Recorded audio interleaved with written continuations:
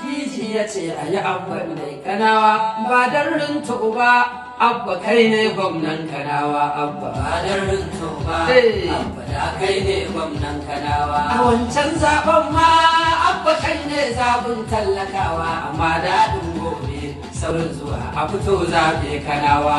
A fito zaɓe, na ce ku fito zaɓe, kai a cire tsoro, na ce a cire tsoro, kai a yi mai kwallo, na ce ku yi mai kwallo. Idan an kaɗa ta kar a matsa a jira ta a kai kanawa.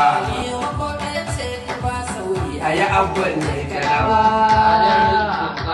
Abba da kai ne gwamnan kanawa. Ma abba shi ne zaɓin tallakawa, amma daɗin gobe saurin zuwa a fito zaɓe kanawa. A fito